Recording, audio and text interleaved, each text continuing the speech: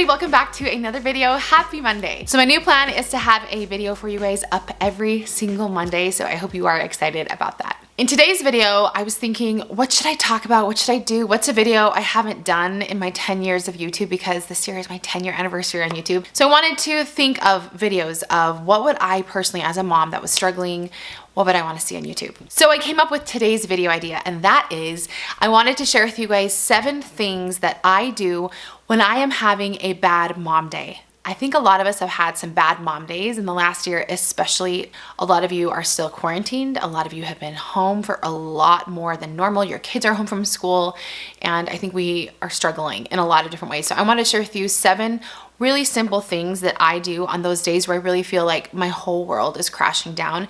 These little things really help. Nothing can completely cure everything sometimes if it's like a really hard day, but these are 7 things that I think will help just a little bit. Also, if you guys haven't subscribed yet, make sure to do that down below. And again, my comments are disabled on my channel, and they have been for a couple years now, and I'm trying to work with some YouTube people that I know, and if you guys know anyone that has a YouTube channel that could help me out, I'm really trying to get them turned back on. It's been a couple years, and I miss talking with you guys in my comments. So let's get started with today's video. Tip number 1 for when you're having a bad mom day: get off of social media. Do it. I promise you, there have been so many studies that have shown that people are more prone to be depressed and more prone to struggle with mental health things when they are on social media more often. So the first thing that I personally like to do is get off of social media, because I feel like as I'm scrolling, I'm either feeling worse. Maybe my problem of the day is because of social media. Maybe somebody was trolling me, or maybe, you know, you have FOMO with something, or you're just struggling seeing all the negativity on there. Get off of social media. I promise this will help you feel a lot better. I also just feel like we just spend so much time on our phone as it is, and we kind of just need that mental break so that we can think things through. Whereas I feel like when we're just aimlessly swiping or scrolling, we're not really thinking about all of our emotions and all of that. We're just doing it for like a distraction more so than like something that will help us. My second one is my tried and true. This helps me every single time. So after a really rough day, when Brad gets home and we finally get the kids in bed, or if it's like an emergency and he comes home from work, I'm like, I'm going upstairs. I turn on the hot bath. I put a bath bomb in, some bubbles, and I get my journal, and I write in my journal in the bath, and I frantically write. I'm so passionate about writing in my journal. If you saw my Instagram post a couple weeks ago, I talked about how beneficial writing in your journal can be for your mental health. It truly helps me just get out all of my emotions and all my feelings, and no one's going to read my journal. So it's basically like my therapist in that sense, where I can just word vomit, and it doesn't matter how crazy it sounds or how stupid it sounds to somebody else. It's important to me, and it just really helps have all those things exit my brain. And sometimes when you write things out, it helps you kind of just see everything, and you can kind of put it all together. It just helps you think through things a lot better. The next one is something you guys already know I love. I sweat it out. So sometimes I don't have the energy, right? Because I'm feeling pretty down. So maybe I don't want to do some crazy intense cardio class, or maybe sometimes I do if I'm like angry. I love me a good like kickboxing cardio class sometimes too, if it's more of like anger, stress. But if I'm different and like heavy and emotional feeling, I love me some good yoga in my workout room here in my basement. It's just like a tiny little room, and I just love to turn the lights off. I have this Trader Joe's candle, this vanilla pumpkin. I turn the lights off and I do this yoga sequence relaxation thing, and it just does something to me. It just really helps. I did that actually a lot a year ago at this time, and it got me through some really dark days. Just that calmness, that stillness. There's something with yoga and being in tune with your body. I also love the art of distraction, which I guess is against what I just said about being online, being on social media.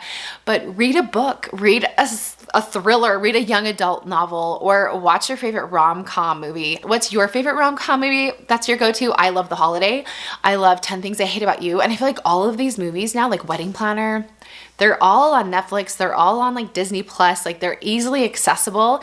I even saw a Walk to Remember recently, which is kind of sad. So I don't know if I'd want to watch that, but I love to watch these kind of movies that are just these heartfelt, feel-good movies that completely take me back to a different time in my life. So I like to use distraction in that sense. So read a book, watch a rom-com, or listen to music that I used to listen to.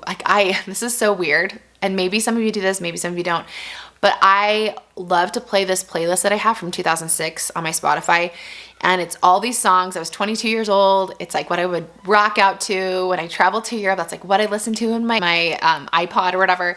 And it just brings me back to like a really good time in my life. So music can do that too. I really feel like music and media in that sense can really uplift you. Next one, of course, is to talk to somebody that you trust, talk to somebody that you love, talk to somebody that you can confide in, that you know that it can be judgment-free. So whether that's your spouse, whether that's your sister, your best friend, your therapist, talk to someone if you're really, really struggling that day. I know it's hard because sometimes I feel like in my life when I've been struggling really bad, I just want to be like a recluse and I don't want to talk to anyone. And you know, sometimes that's okay too. Don't get me wrong, but I always feel like when I talk to somebody that's like a true friend or one of my sisters or Brad, I just always feel better just knowing that someone I love really cares about me and, you know, is really there and really wants what's best for me. And one of the things I caution too is when I do reach out, I kind of ask them like, are you available? Like, I have some heavy things I need to talk about. Are you available emotionally for this kind of thing? Because you don't want to also dump something onto someone's plate if they're not feeling great. So that's something I'm mindful of as well. Like, hey, are you okay? Like to talk, I'm struggling today. I need to chat or something. So that obviously always helps.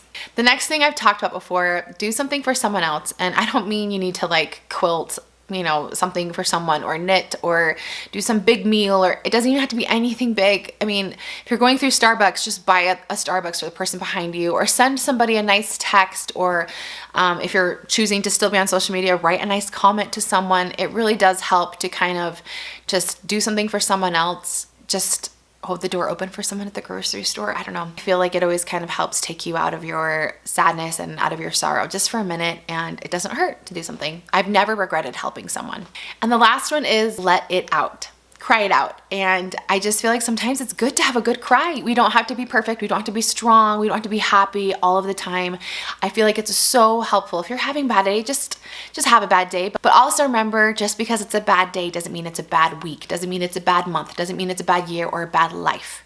We have to remember to take everything one day at a time, and it's okay to have bad days. It's okay to have a couple bad days in a row, but I think the most important part is that we realize that we are in tune with what's going on with ourselves. So don't just be so busy trying to distract yourself from everything that you're not dealing with what's really going on, the root of your emotions, the root of your feelings. And this last year, I went through some really, really dark depression, and it honestly didn't have anything to do with COVID or anything like that. I was in a really, really dark place, and I saw the darkness, and it was really hard to get out of. But it's these things that truly helped me one day at a time, just little by little, and just really trying to be in tune with myself and all of that. So I also think, I guess I should add a bonus. Number 8, I'm a very spiritual person. I'm a very religious person, and I always have to pray. I feel like praying is just pouring your soul out, and just knowing that someone's there listening is comforting to me too. So I guess that can be part of crying it out, is through prayer. So I hope you guys found these 7 tips helpful, and I hope that you guys have a good rest of your week. Remember, I'm going to be doing videos on Mondays now, and the time will probably vary, but it will be on Mondays, I promise. I really just truly appreciate all of you for being here. Don't forget to like this video if you liked it, so that way I can know to make more videos like this. And don't forget to subscribe also if you haven't subscribed yet. So we'll see you guys in my next video. Bye!